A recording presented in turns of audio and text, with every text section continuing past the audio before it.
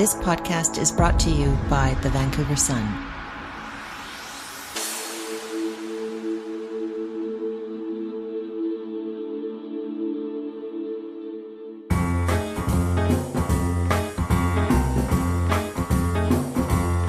You're listening to an episode of Unedited with Vancouver Sun Arts and Entertainment editor and reporter Francois Marchand.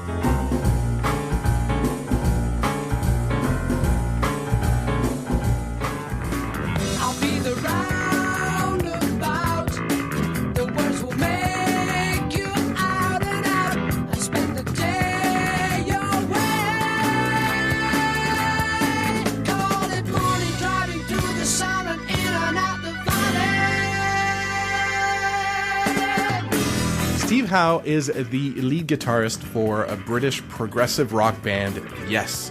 He's been a member of the band since 1970 and has played on and off with the band over the last 4 to 5 decades. We recently talked to Steve Howe ahead of a concert taking place at the Hard Rock Casino in Vancouver on September 12th, and we discussed, among other things, the passing of founding member and bassist Chris Squire, and recording some of those 70s classic Yes albums.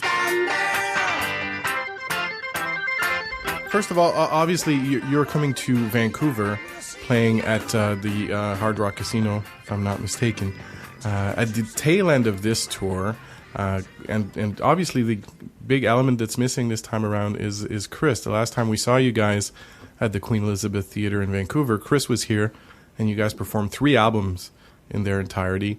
Tell me how it feels to not have Chris on this tour. Well, I mean, it feels how you would expect it to feel. You know, I mean, obviously we unlike the public, we weren't as shocked because we saw Chris's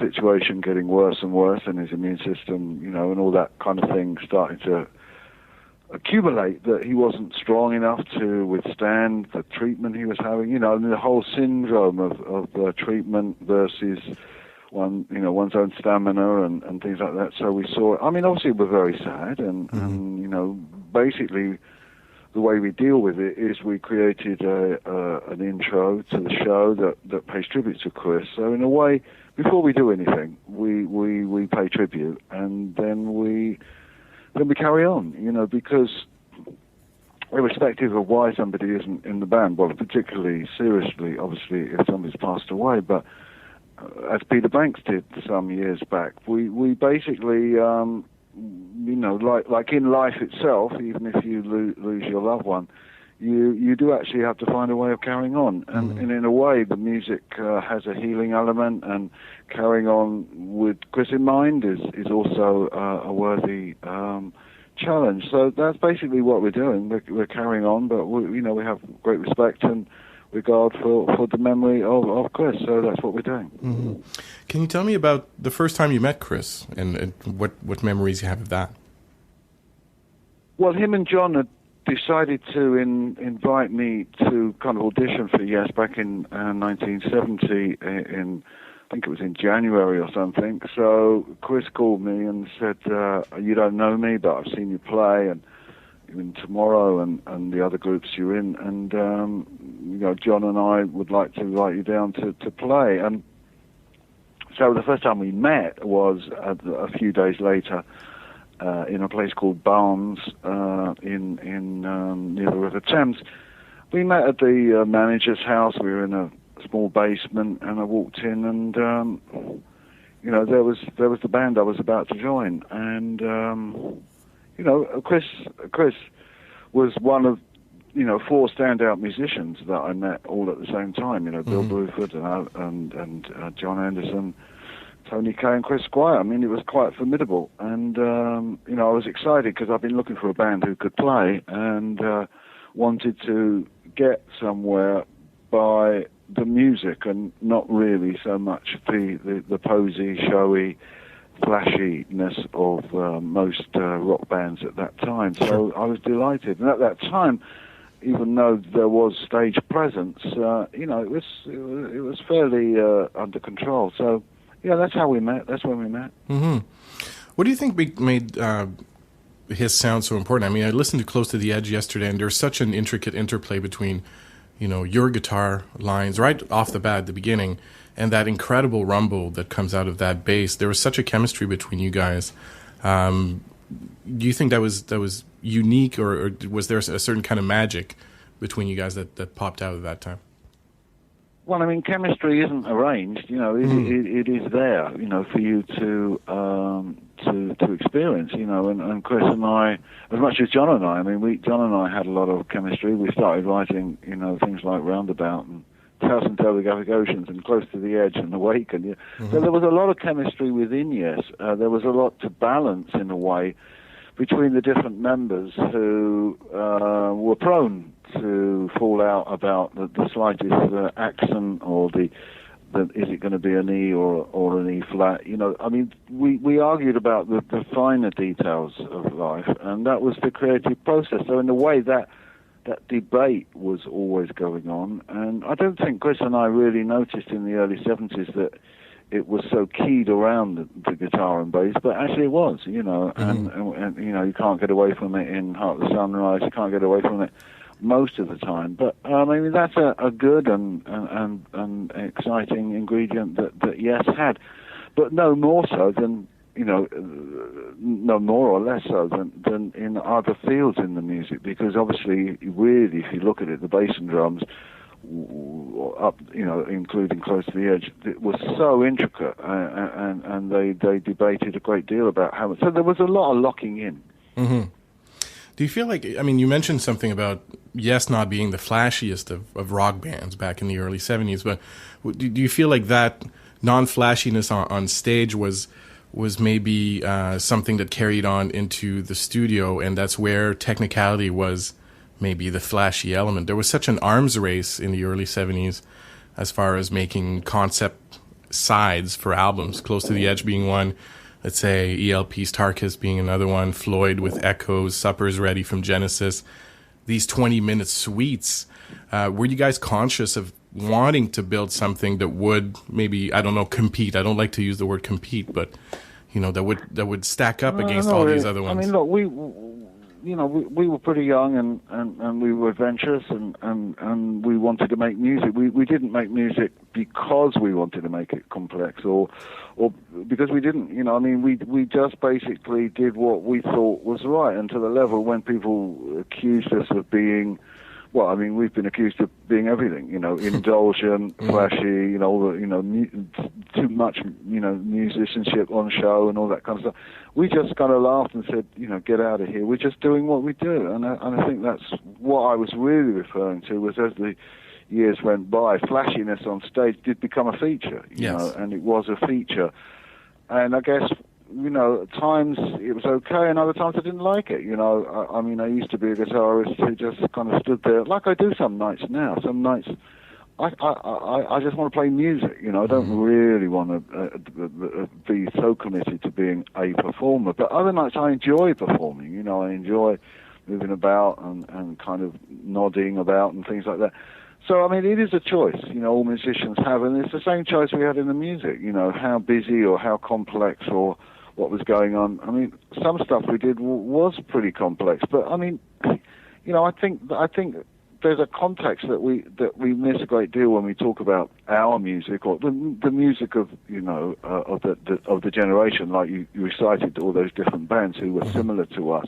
Yeah, we had ambitions. We wanted to be musical. That didn't seem such a crime. But it became a somewhat crime when the scene changed and people like three chords and a guitar out of tune. Right. I mean, when people like that, then obviously what we were doing was extreme. But in fact, what we were doing was nothing compared to the complexity of classical music or jazz. Mm-hmm. So when you listen to Mozart's Piano Concerto number 19 and realize that he wrote not only 19, but he wrote the other ones after 19, you realize that classical music is way more complex than any other kind of music, and therefore, the accusations about us were really quite nebulous because we basically did what we did, but if you want complexity, listen to Stravinsky or even Dvorak. There's a context where rock music's supposed to be. It's just got to stay simple. We didn't believe in that. We didn't believe it should stay 3 chords and occasionally a fourth. And we didn't agree with that. Yeah. Well, speaking of classical music, I mean, I want to talk about your style of guitar playing. First of all, your guitar selection when you started out was slightly different than other people playing the hollow body guitar. And then there's something about the way you built your guitar playing consisting of lines and chords combined.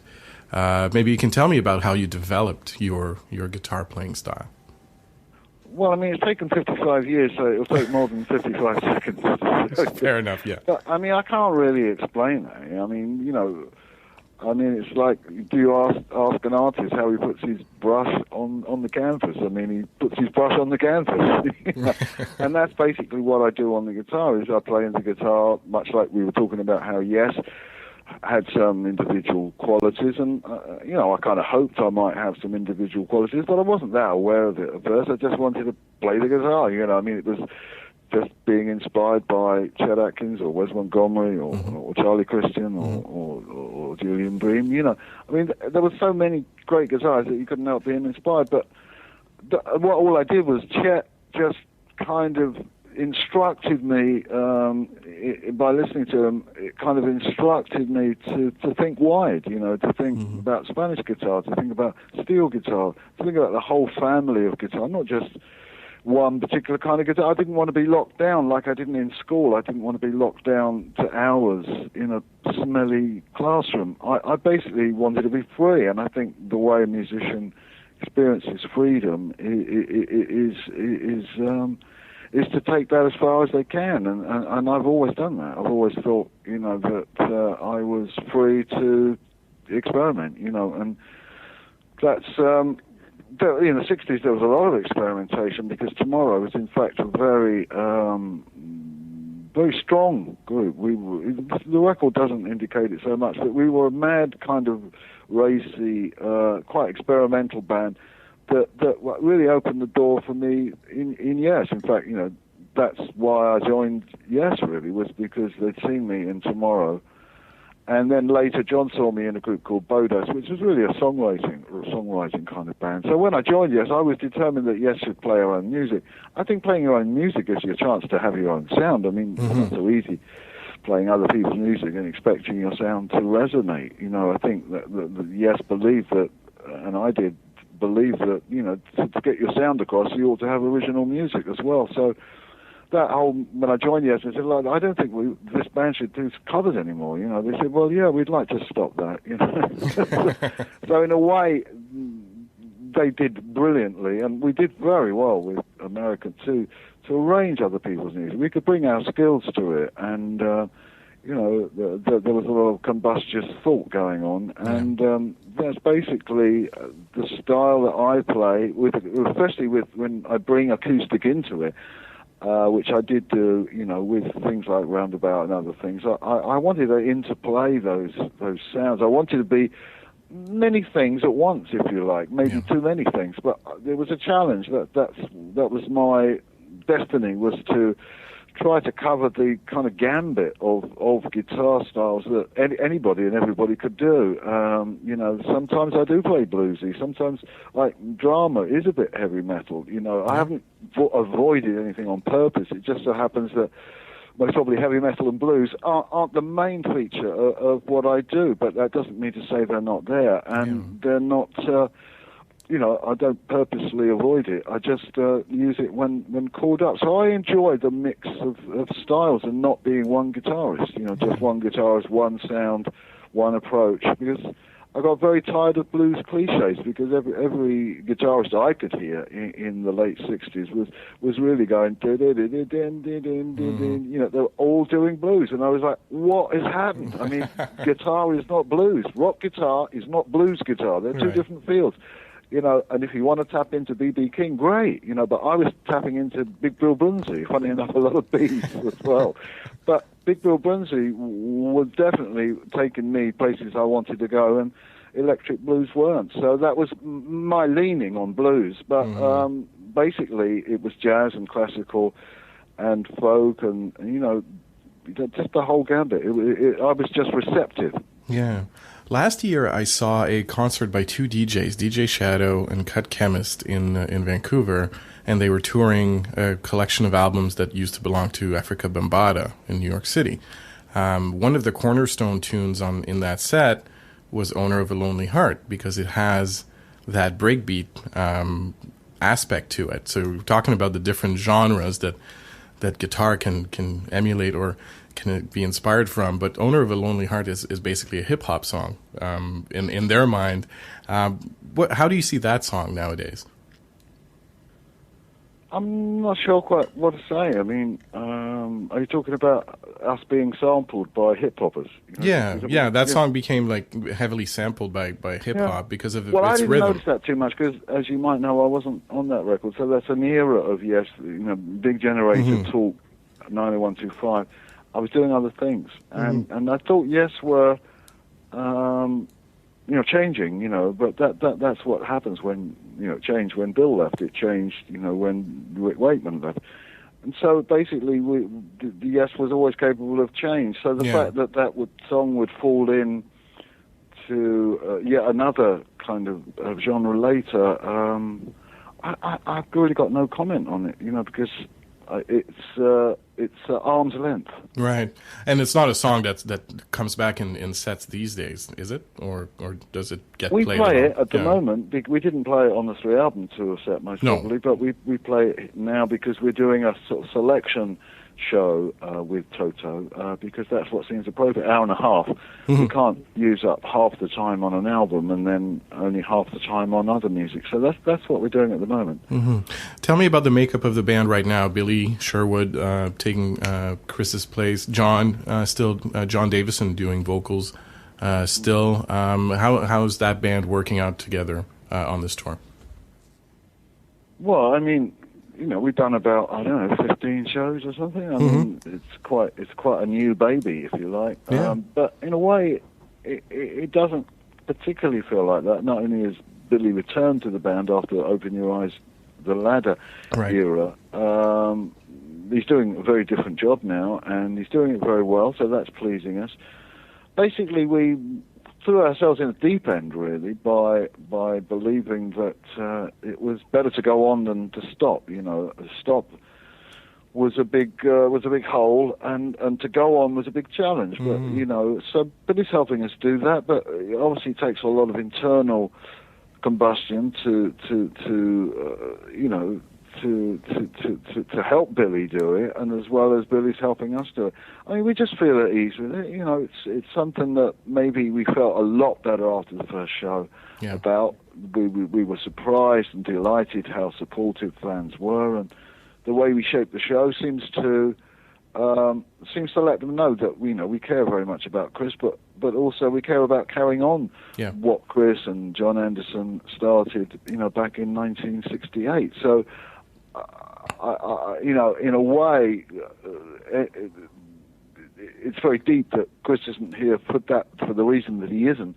But also, it's pretty deep that the other guys aren't here for the reasons that they're not here. We met Patrick Moraz the other night in Clearwater. And we have some contact with John and Anderson, and basically, we do. I think we ought to see this group as a sort of expanded family. Yeah, it is. So many people have been involved, and Chris being the only one that's been there for all of the albums.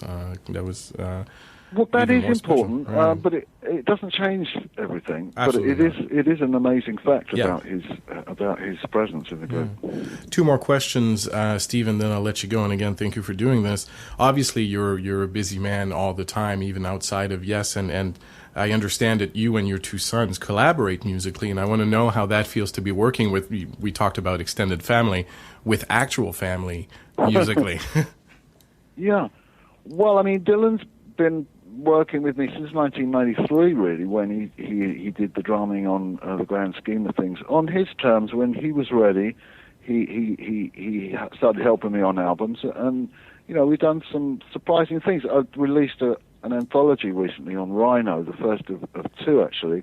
This one's about my solo work, and of course Dylan's all over it because he's done so much drumming for me. And Virgil's a little younger, and we've done some things, and he's played keyboards and things like this. So I've experienced it. I mean, in the beginning of it, it's all a win-win situation. You know, it's like, well, this is great, not only because, hey, I'm hanging out with my sons, and they're playing, and Dylan and Virgil, you know, Dylan's focused exclusively on drumming, and he's really, really phenomenal drummer. And Virgil has broadened his horizon. He's doing drumming and keyboard playing. He writes some nice music. So I do have projects with both of them running at the moment that are near completion. And of course, the Steve Howe trio, you know, features Ross Stanley and Dylan, and it's a kind of simplistic band that also has its complexities because I kind of jump over the gate a little bit more into the jazz world. The new record that isn't titled yet, that isn't quite finished yet, is original music and sung by a surprising ex-member of Yes, actually. So that's a nice approach. You know, we're just kind of finishing up on that. I mean, everything that seems simple at first never is simple. So it's not as simple as it seems. It's as rewarding as it can be, and it's very nice, you know, to do that. But also, you kind of meet some of the same obstacles you meet in life, you know, when you try and work with people in the family. You have to be kind of very appreciative of their time and effort, and that's what I try to do. But also, you know, you have to give things time. You have to find time to do things too. So that's another issue. The call on time is. So I'm always being kind of pushed and pulled. Really, am I going to give up more time in Yes to do? This is why I left Asia. You know, when we reformed in 2007. I mean, I left I think it was 2012 because just couldn't deal with not having any time for my solo projects anymore because they are very, very important to me. Not only the ones I do with Dylan and Virgil, but also my other projects. So basically, it has to be a compromise in some way because of the demands and the success of Yes. It kind of, I wouldn't say cast a shadow, but it casts a proposal across what you can do outside of the group, you know. And I love doing, like in April I did a UK solo tour where I play on my own, you know, because I need that space, you know, as a musician, I need that space. So then building time where I'm working with the highly complex Yes, you know, with all its facets and angles and demands and worries. Also, you know, building time to work with Dylan on the trio and Virgil on a project we're doing together. So basically, it's demanding. Of course, I love them, and you know, I relish the time that we can wrap things up on a project and release it. You know, it's very exciting. Yeah, you said something about a surprise member of Yes. I don't know. You don't want to reveal that yet, or no? That's fair. I thought I'd ask anyway, just in case. As I say, the surprise is a writer. He's anyway, that's all I can say. Fair enough. We'll leave it at that. The fans will have to try and figure that out. The final question, Stephen, again, thank you for doing this. There's an area just northwest of Vancouver called Howe Sound. Have you ever been there? Have I ever been there?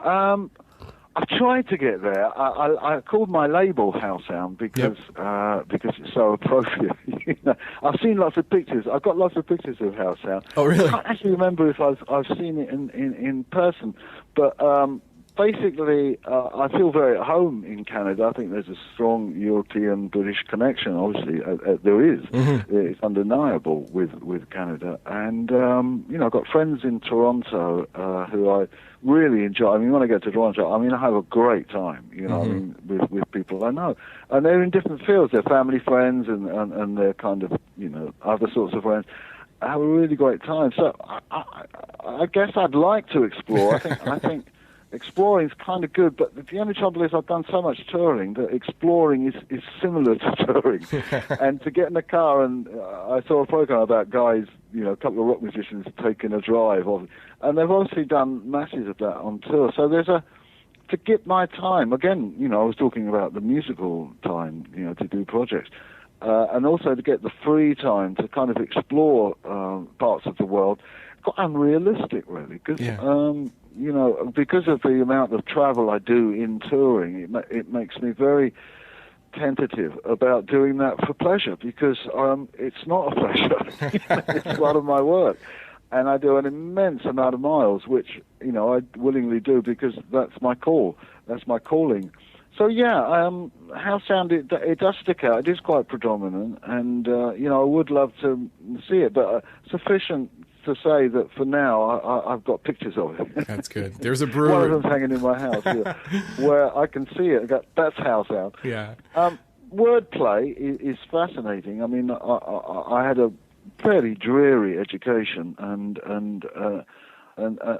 my vocabulary was really quite basic when I left. But I had a belief as a young person that knowledge was really important, but not necessarily what they wanted to throw down my throat at school, but the actual learning about life. And I've done that to as much as I can, and as I say, places like House Sound that I'd like to visit, I do have regrets, that I don't get a chance to see it, but knowing it's there and stealing the title for my label is as good as it gets. If anything, there's a very good brewery up there in House Sound, and it's called House Sound Brewery. And if you're a beer fan, maybe you should try it out. It's actually quite delicious. So. Well, somebody said this to me yesterday, that only once have they seen me drink a beer. But I bought a beer for a friend, and they were saying to me how that's the only beer they've ever seen. I don't drink, and I mean, most of the things one doesn't do, you don't do them because they don't work. I'm a vegetarian, and you can tell that meat and fish don't work. And it's the same with beer. It doesn't work. It's too fizzy, and it makes my head spin. But once or twice a year, I'll indulge in a nice bottle of wine, a white wine, a nice cool French, Couton Charlemagne or something, but that's a rarity, and I like that, because for so many people, drinking is just part of their social, but they don't notice how that social thing is most probably tipping them a bit over the edge. But each to our own, and I make choices, and I think making choices empowers you, because obviously it's bloody obvious, if you don't make choices about yourself, you're not empowered. You haven't made a choice. So you basically are a whim. You're just flapping about in the wind, I think. And when all that time ago, over 40 years ago, I decided to be vegetarian, it really tightened my game up. It really tightened my self-control, my, I'm not goody-goody, I'm not an angel, but I've had some control, and food and drink and those kind of things are, just thrown at us. I mean, look at the advertising in America for food. I mean, the program ended. I was quite enjoying a program. And the first image that came up was a giant hamburger with cheese dripping out of it. The full screen.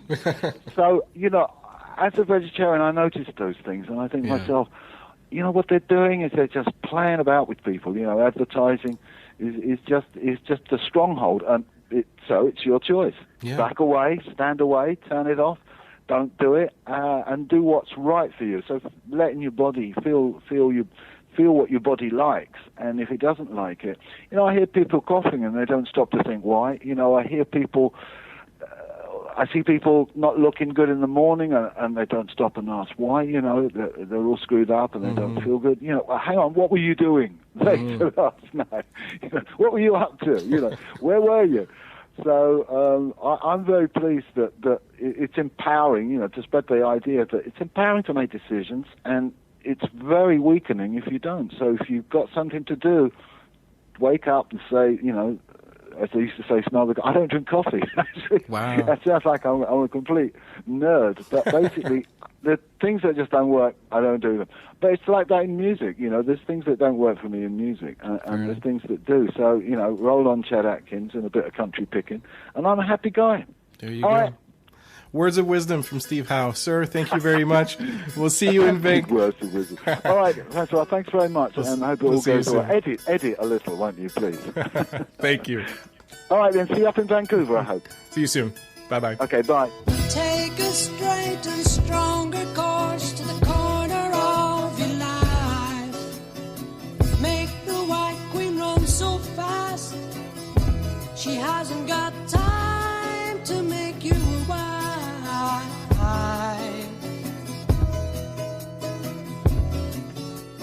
'Cause it's time with your time, and this news is captured. For the Queen to use, move me on to any black square. Use me anytime.